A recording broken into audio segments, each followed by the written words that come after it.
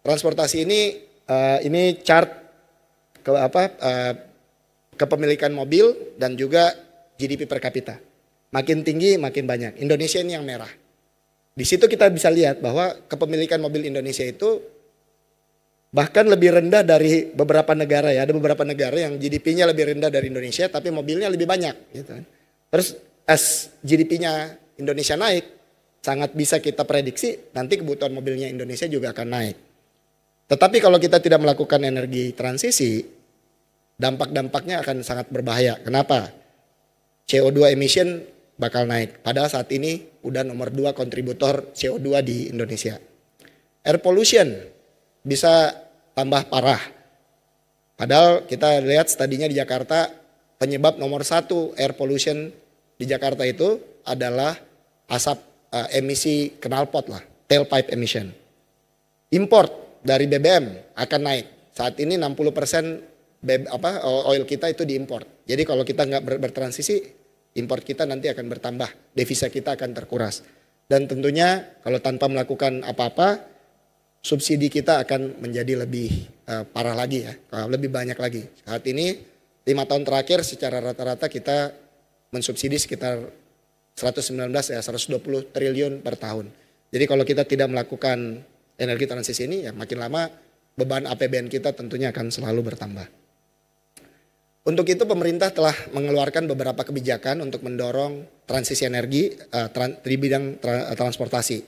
Jadi untuk misalnya motor kita ada subsidi 7 juta per KTP gitu ya per orang.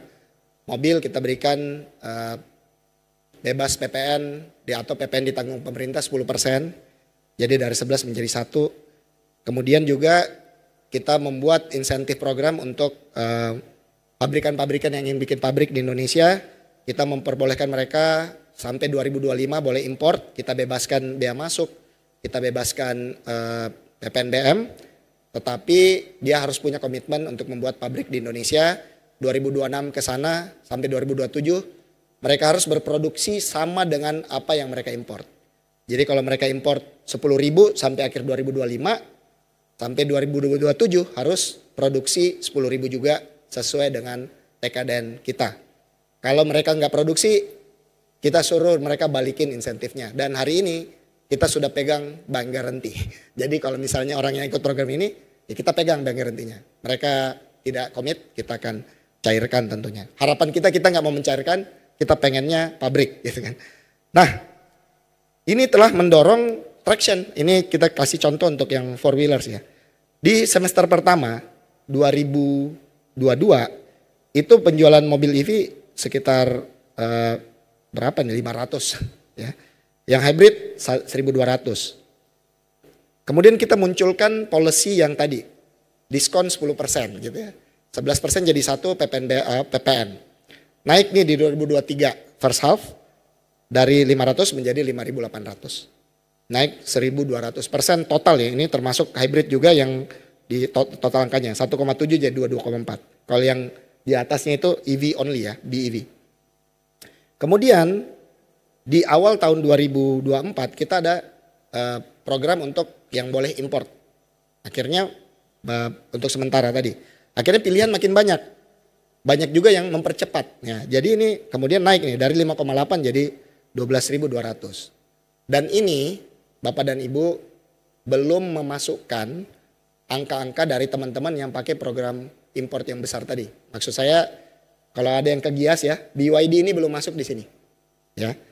Ion belum masuk di sini. Jadi ini kita bisa bayangkan ya, full year-nya akan jauh lebih besar. Orang selalu bilang, oh mobil EV mahal, pilihannya nggak banyak. Oke, kalau kita cerita di 2022 mungkin itu betul. Hanya ada Wuling REV yang paling kiri harganya 200-an juta sama Hyundai Ioniq 5. Harganya 700-800 juta. Tentunya mereka masih ada. Nah ini ada sekarang pilihan-pilihan mobil listrik dengan berbagai jenis harga. Mau harga 200, 300, 400, 500 ada semua saat ini. Jadi saat ini pilihan-pilihan makin banyak buat melakukan transisi. Two wheelers juga bahkan lebih dahsyat lagi. Brandnya udah ada 20 lebih, kemudian modelnya ada 50 lebih. Bahkan itu yang sudah TKDN 40%.